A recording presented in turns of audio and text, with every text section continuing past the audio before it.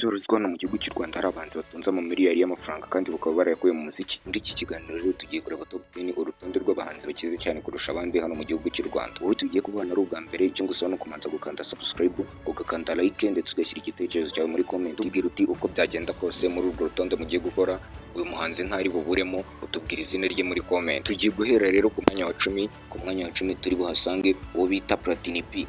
Uyu nguyu akaba azwi ku ndirimbo nyinshi zigiye zitandukanye nk'indirimbo afitanye na Neri Ngabo yitwa Alavi. Uyu akaba ari umusore wahoze mu itsinda ryitwaga Dream Boys, ariko iyi Dream Boys ikaba yaraje gusenyuka. Platini akaba asigaye akora imiziki ku giti cyiwe. Uyu nguyu rero akaba afite asaga miliyoni 460 z'amafaranga y'u Rwanda. Mwanya wa 9 rero turasanga uwo bita Safi Madiba. Uyu nguyu nawe akaba ari umuhanzi wagiye akorera mu matsinda mu minsi ya mbere, ariko ubu ngubu akaba asigaye akora ku giti cyiwe, nawe akaba twamushyize muri uru rutonde rw'abahanzi 10 bafite amafaranga kurusha abandi, kubera ko afite amafaranga asaga miliyoni 520 z'amafaranga y'u Rwanda. Urumva ko ayo mafaranga atari make. Tumanuka ku mwanya wa 8 rero turasanga uwo bita Tom Close cyangwa se Dr. Muyombo Thomas. Uyu akaba ari umuganga, akaba afite umutungo ungana n'ibihumbi 500 by'amadolari cyangwa se 650 miliyoni z'amanyarwanda. Mwanya wa 7 turi buhasange uwo bita Butera Knowless. Butera Knowless akaba ari umugore w'uwo bita Kerema. Uyu Kerema akaba ari manager w'icyitwa Kina Music, akaba ari label ifasha abahanzi bagiye batandukanye, akaba ari niwe Platini P akoreramo. Uyu Butera Knowless rero akaba yarigezwe kuvugwa ku rukundo na Safi Madiba mu minsi ya kera.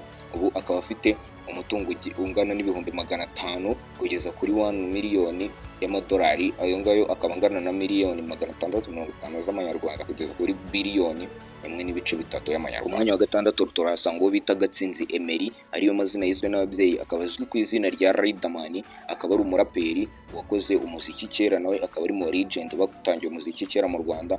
Akaba afite amafaranga asaga miliyoni 740 z'amafaranga y'u Rwanda. Tukaganuka ku mwanya wa 5 tukahasanga uwo bita Israel Mbonyi.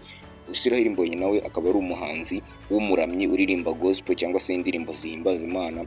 Akaba ari mu bantu nawe bafite amafaranga benshi hano mu gihugu cy'u Rwanda. Akaba afite miliyoni 800 z'amafaranga y'u Rwanda. Ku mwanya wa 4, uwa 3, uwa 2 n'uwa mbere ndagira ngo mubwire muri comment abahanzi basigaye mwaba muri gukeka kuri iyo myanya. Nuko dukomeze. Ku mwanya wa 4 turasanga uwo bita King James.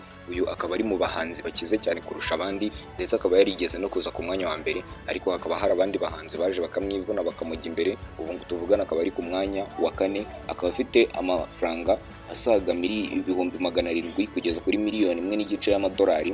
Ayo akaba angana na miliyoni 900 kugeza kuri biliyoni 1.9 y'amanyarwanda. Ku mwanya wa 3 urakeka harinde. Ku mwanya wa 3 rero hari uwo bita Mugisha Benjamin cyangwa se The Ben. Uyu nguyu akaba amaze imyaka 13 mu muziki, akaba afite umutungo usaga ibihumbi 900 by'amadolari, akaba angana na miliyari 1.1 y'amanyarwanda. Ku mwanya wa 2 rero turasanga uwo bita Ngabo Medali cyangwa Meddy. N'uyu nawe akaba amaze imyaka 13 mu muziki, dore ko yaziye rimwe na Mugisha Benjamin.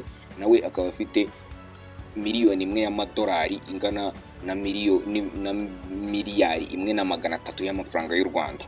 Uyu urumva ko nawe atoroshye, akaba ari umuhanzi uri mu bahanzi bakunzwe cyane. Afite indirimbo yarebwe na miliyoni 120 yitwa Slowly. Bikaba bivugwa ko ariyo ndirimbo ya mbere itari korabo muri East Africa ifite views nyinshi. Ese urakeka ku mwanya wa mbere turahasanga uwuhe muhanzi? Manzo byandike muri comment urebe ko wakoze subscribe, liking iyi video nimba yagushimishije, ubundi tujye ku mwanya wa mbere. Ku mwanya wa mbere rero turasanga uwo bita Itayiwacu Bruce cyangwa se Bruce Melody. Uyu nawe akaba ari umuhanzi ukunzwe cyane, akaba amaze imyaka irenga 10 mu muziki, akaba afite miliyoni 1.5 y'amadolari. Aya mafaranga akaba angana na miliyari 1.9 y'amafaranga y'u Rwanda. Urumva ko nawe atari umuhanzi woroshye. Kuri ubu ngubu akaba ari we uri ku mwanya wa mbere.